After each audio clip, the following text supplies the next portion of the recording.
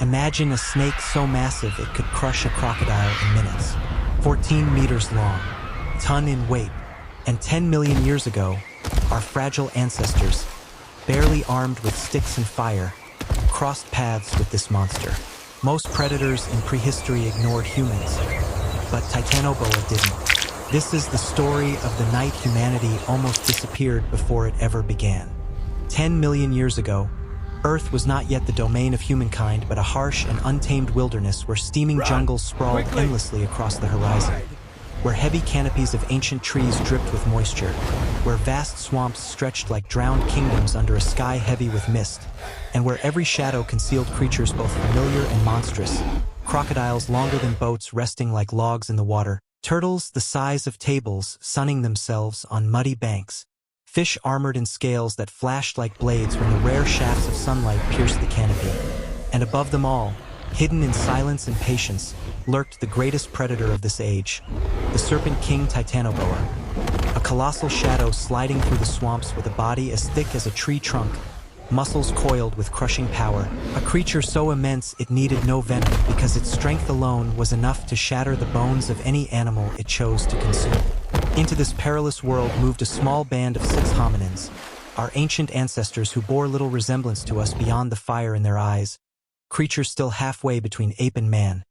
their arms long, their bodies slight, their skin darkened by sun and toil, their language little more than cries and gestures, yet bound together by the most primal law of all. To survive, they must stay together, for isolation was death, and community, however fragile, was their only shield. On this particular morning, with the swamp steaming and insects buzzing in clouds so thick they shimmered in the light, the tribe foraged desperately for food,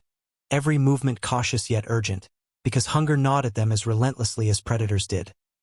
One man crouched in the mud, hands probing for crabs beneath the stones, while another jabbed into shallow pools with a sharpened stick hoping to spear a fish. A woman dug carefully into the sand for turtle eggs, clutching them gently though each fragile shell carried the promise of life itself, and 2 children clung nervously to her legs, their wide eyes darting at every rustle of leaves and every ripple across the water. For even at that age they had learned that curiosity in this world could mean death. The swamp around them throbbed with sound. The ceaseless drone of insects, the croak of frogs echoing from unseen pools, the cry of birds erupting overhead and fading into the fog. But beneath the surface of the water, unheard and unseen, something vast stirred, a presence older than any memory and hungrier than any predator they had ever faced, Titanoboa gliding effortlessly, each slow undulation of its massive body disturbing currents and stirring waves, its unblinking eyes breaking the surface. For a heartbeat before sinking again into the dark, its senses attuned to every vibration, every breath, every heartbeat within reach. The humans worked quickly, stuffing turtle eggs into woven leaves, scooping fish with trembling hands, moving with the constant awareness that they were trespassers in someone else's kingdom. Yet even in their caution they could not see what stalked them, not until fate drew one child to the water's edge, where with innocent wonder it leaned close to its reflection and stretched a hand toward the glassy surface, sending out small ripples that spread wider and wider,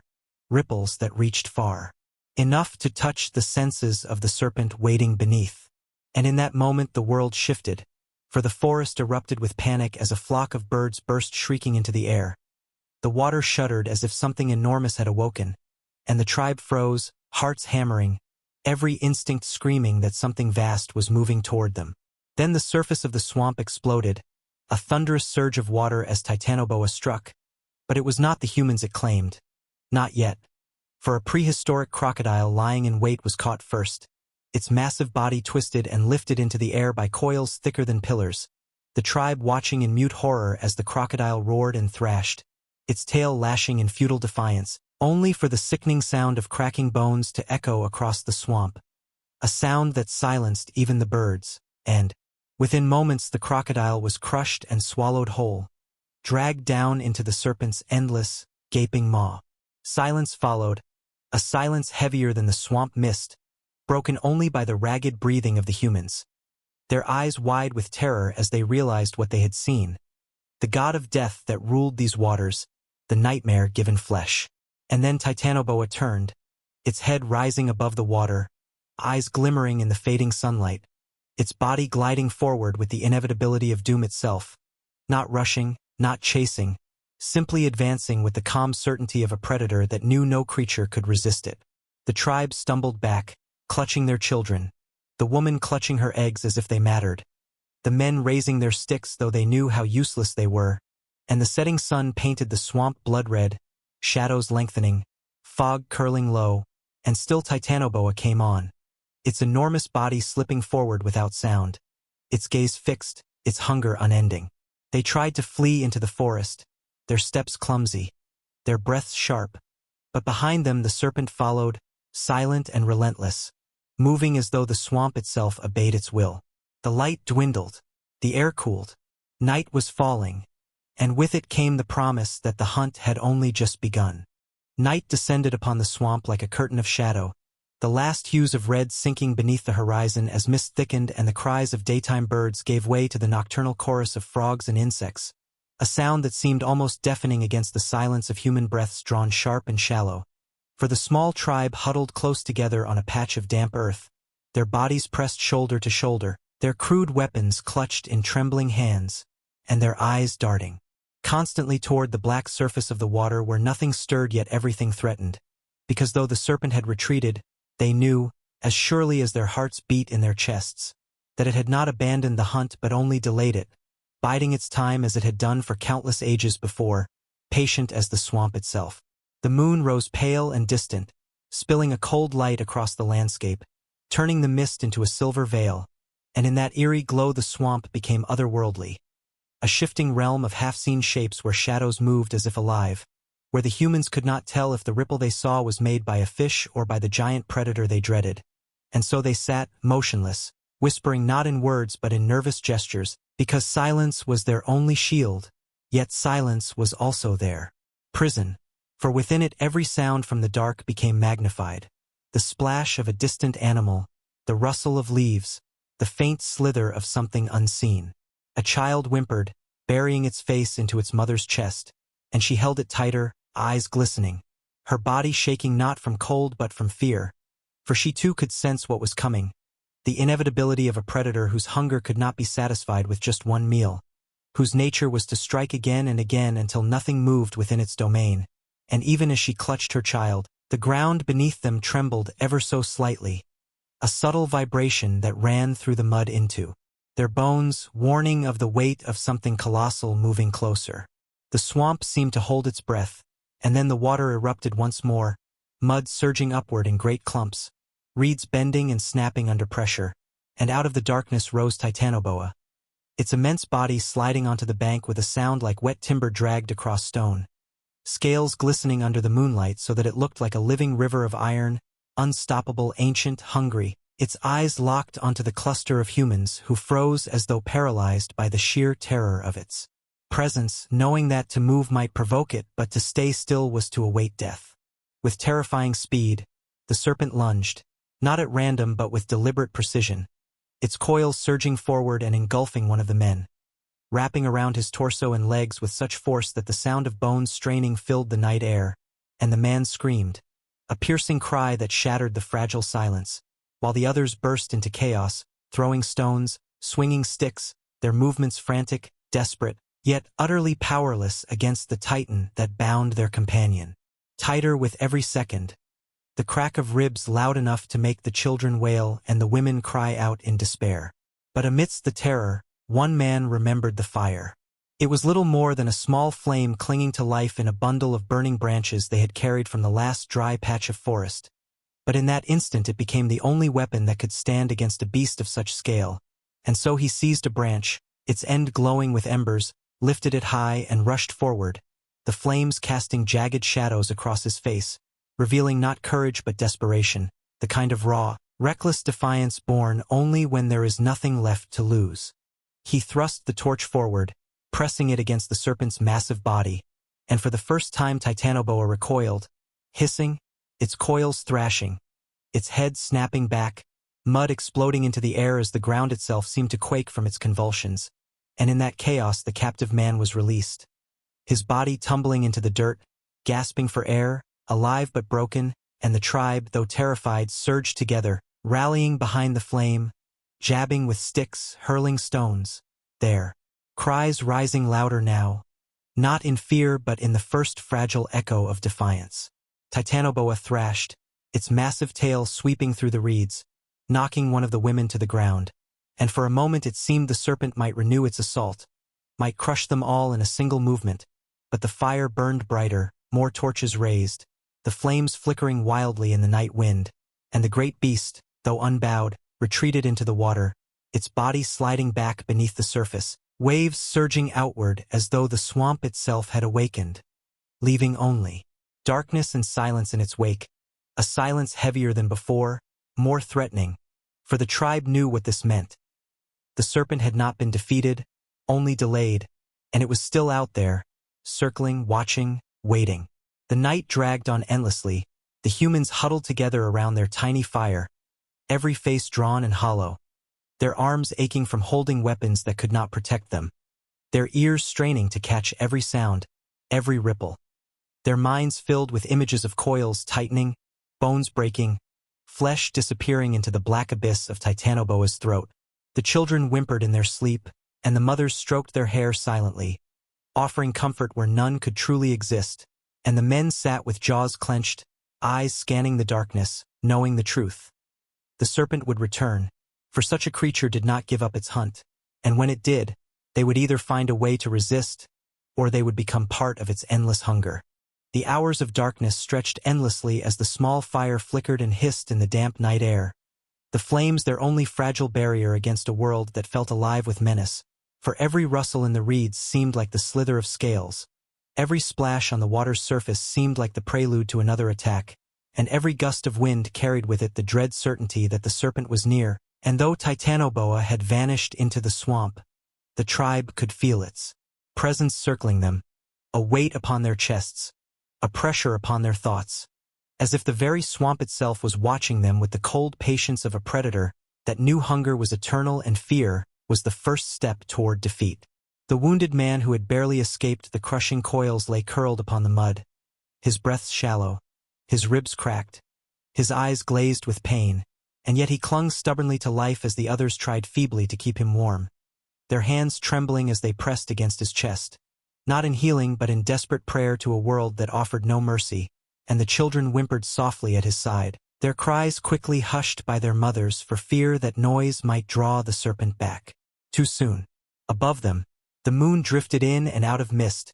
casting the swamp into alternating moments of silver glow and oppressive shadow, and in those shadows imagination became reality, the tribe's minds conjuring coils slithering through the reeds, eyes glimmering just beyond sight, and the sound of water shifting where no creature should be. One of the men gripped his torch so tightly that his knuckles bled where the rough would cut into his skin, his body tense, ready to strike at shadows, and yet powerless to strike at the true enemy. For Titanoboa could not be fought with sticks alone, and the tribe knew that the fire, though their only weapon, was also fragile, threatened constantly by damp air and the exhaustion of fuel, and should it die, so too would their hope. Then, in the stillness of midnight, the swamp spoke again, a ripple not of fish or frog but of something vast moving beneath the surface, and the humans rose as one, hearts pounding, weapons raised, torches flaring, their breaths held as they scanned the water, and there, a sudden surge, the surface breaking as the massive head of Titanoboa rose once more, glistening scales dripping, eyes fixed and unblinking, the very embodiment of hunger. It did not strike immediately, but advanced slowly, as though savoring the fear it inspired, each movement deliberate, each coil sliding through the water with the inevitability of fate, and the humans, trapped between swamp and forest, could do nothing but stand their ground, torches extended, shouting wordless cries into the night in the hope that their noise, their fire, their unity might mean something to the ancient beast before them. And then, without warning, Titanoboa lunged again, its immense body crashing onto the bank, sending mud spraying in all directions, and this time its coils swept wide, striking not one but several at once, two figures wrapped together in the crushing embrace of its muscles, their screams rising in unison as the rest of the tribe surged forward, striking, jabbing, shouting, a chaos of motion and terror illuminated by the frantic dance of torchlight. The serpent writhed and hissed, its tail whipping through the air with such force that a man was sent tumbling into the reeds, his body vanishing briefly beneath the water before he clawed his way back to shore, coughing and gasping, yet still clinging to his weapon as though it alone tethered him to life. The mothers shielded the children behind them, pressing their small bodies into the mud, whispering silent prayers through clenched teeth, even as they too raised sticks and stones, refusing to be passive prey. The night became a storm of sound. The roar of the serpent, the screams of the humans, the crack of wood against scale, the hiss of fire as it touched wet flesh, and still Titanoboa pressed its attack, tightening its grip upon the two captives until one of them went silent. His body crushed beyond salvation, the other still writhing, still fighting, his cries sharp and agonized, until one of the tribesmen, with a desperation born of pure rage, thrust his torch directly into the beast's gaping mouth, flames licking at its glistening throat. The reaction was immediate and violent. Titanoboa reared back, its massive form convulsing, coils loosening just enough for the surviving captive to fall free, gasping, crawling. His body bruised and broken yet alive, while the serpent, wounded but not defeated, thrashed so violently that the very ground seemed to quake beneath the human's feet, trees rattling, mud sliding, water spraying as though the swamp itself sought to drown them. And then, as suddenly as it had come,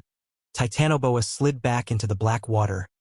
its body vanishing coil by coil, leaving behind only ripples that spread outward in silence, ripples that carried with them the unshakable truth.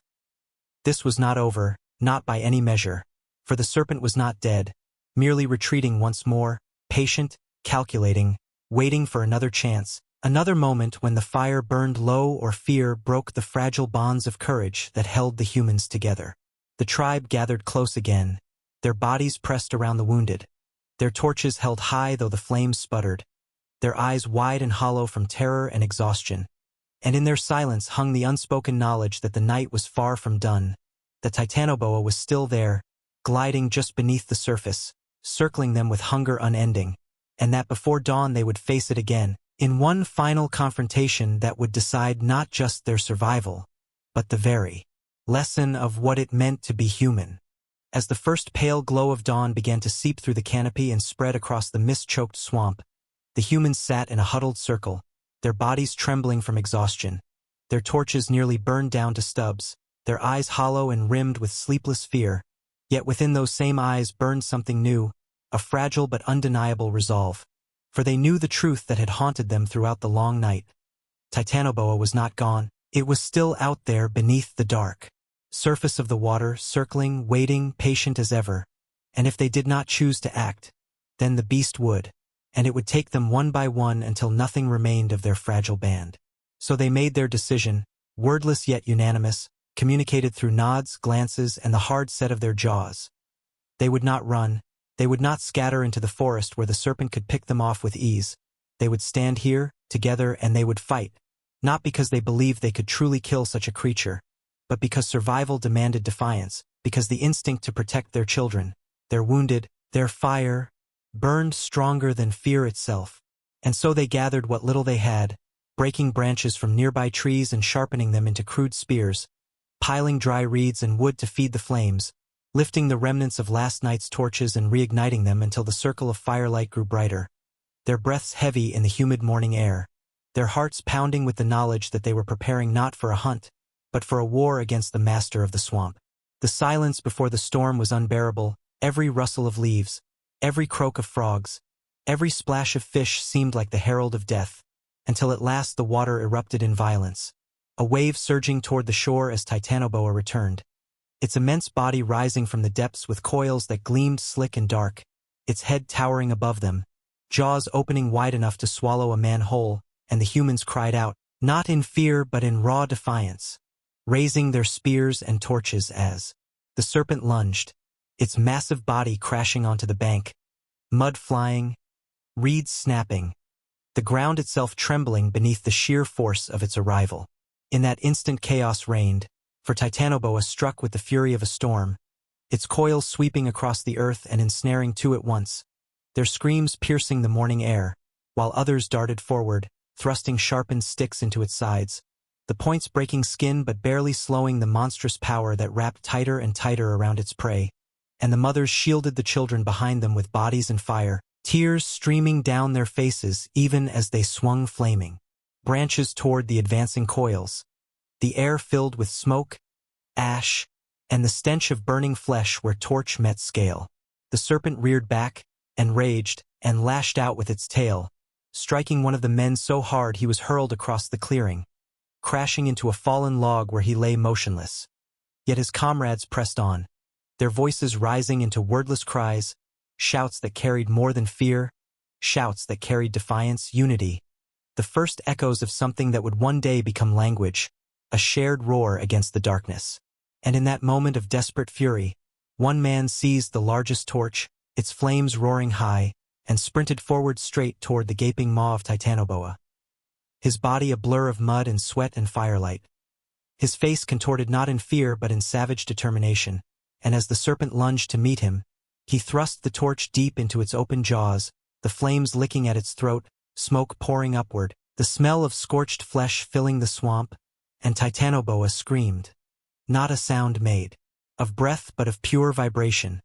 a roar that shook the trees, sent birds scattering, and made the very air quake with fury. The serpent thrashed wildly, its coils loosening, flinging bodies aside, tearing great swaths of earth and reed as it writhed, and the humans, seizing their only chance, rushed in with every weapon they had, spears stabbing, stones striking, torches jabbing again and again into its glistening scales, their voices rising louder and louder until the swamp resounded not with the hiss of the predator but with the cries of its prey refusing to die, and in that clash of fire, mud, and blood, the fragile tribe showed for the first time that they were not merely victims of the world, but creatures who could fight back, who could defy, who could endure. And then, as suddenly as it had begun, Titanoboa recoiled,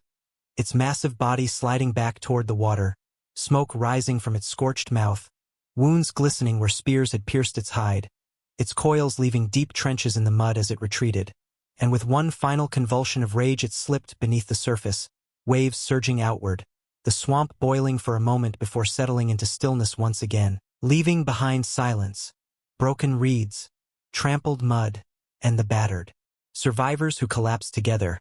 their bodies bruised, their breath ragged,